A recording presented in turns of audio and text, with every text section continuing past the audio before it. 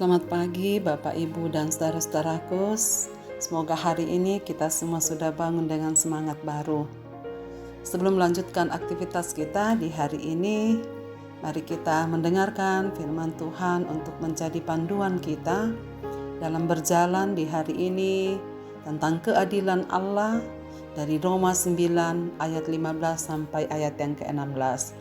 Demikian bunyinya.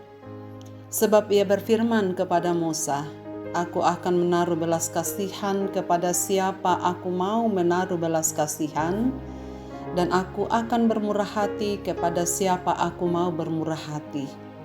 Jadi hal itu tidak tergantung pada kehendak orang atau usaha orang, tetapi kepada kemurahan hati Allah. Saudara-saudara yang dikasihi Tuhan, keadilan Allah merupakan kata yang kita sering dengar setiap hari. Misalnya kita temukan dalam hubungan pribadi, dalam pertemuan sosial, atau dalam konteks pengadilan. Aristoteles mendefinisikan keadilan sebagai memberikan kepada seseorang apa yang menjadi miliknya. Jadi keadilan berarti terkait dengan tanggung jawab seseorang.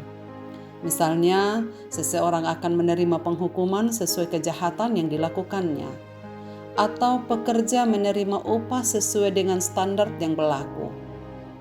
Dalam hal ini berlaku Galatia 6 ayat 7, karena apa yang ditabur orang itu juga yang akan dituainya.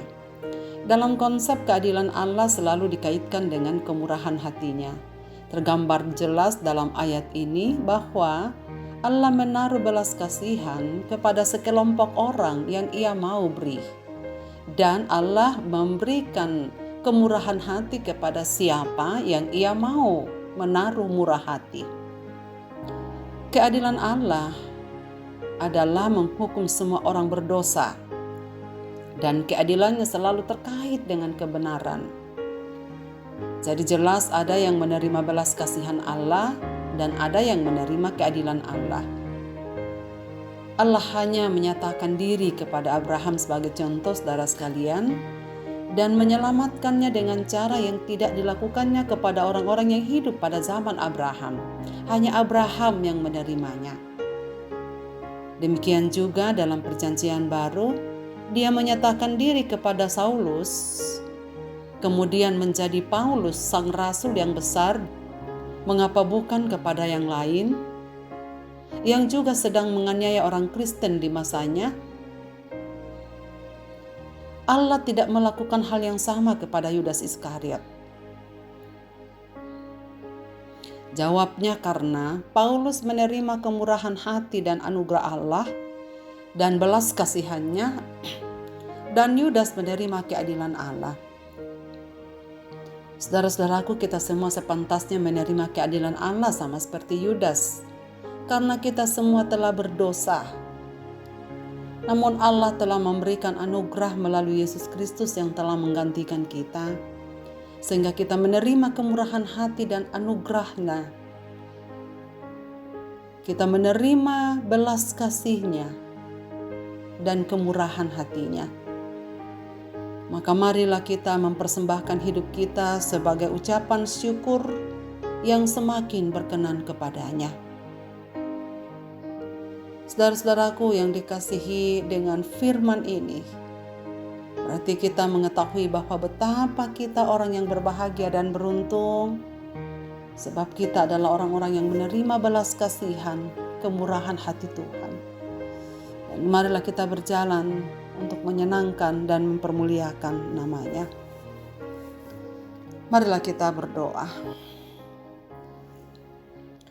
Bapa, sebelum kami melanjutkan aktivitas kami di pagi hari ini, firman-Mu mengingatkan kami bahwa Engkau memberikan belas kasihan kepada Engkau, siapa yang Engkau mau, dan Engkau memberikan kemurahan hati kepada siapa yang Tuhan mau. Dan kami adalah salah satu orang yang menerima belas kasihan itu. Terima kasih ya Tuhan untuk pengampunan. Terima kasih untuk keadilan yang telah kami terima. Terima kasih untuk kasih setia Tuhan dan anugerah Tuhan yang penuh kemurahan bagi kami. Sehingga dengan ini kami bisa duduk bersama di hadapan-Mu mengawali seluruh kegiatan kami di hari ini. Tolonglah kami ya Tuhan, hari ini berjalan seturut dengan kehendak-Mu. Dengan selalu menyadari bahwa kami adalah orang-orang yang mendapatkan kemurahan hati Tuhan. Sehingga kami menjaga hidup kami dengan baik-baik, supaya menjadi persembahan syukur kepada Tuhan yang menyenangkan hati-Mu, baik dalam pikiran, perkataan, hingga tingkah laku kami. Biarlah hidup kami ini dipenuhi dengan ucapan syukur yang tak terhingga kepadamu ya Tuhan. Setiap kali kami mengingat betapa keadilan Allah telah ditimpahkan kepada kami melalui pengorbanan Kristus di atas kayu salib, dan besar kemurahan yang telah kami hidupi sampai pada hari ini. Biarlah kami pergi ke dunia ini untuk mewartakan apa yang Tuhan sudah lakukan bagi kami sekalian. Berkatilah umat-Mu Tuhan, seluruh warga GTM Jemaat Jakarta, saudara-saudara kami, keluarga besar kami, tetangga-tetangga, dan siapapun yang mendengarkan renungan di pagi hari ini, anggota keluarga kami masing-masing dalam aktivitasnya. Lindungilah kami semua, supaya hari ini kami dapat jalani dalam sukacita, karena kami adalah orang-orang yang selalu memperoleh kemurahan hati Tuhan.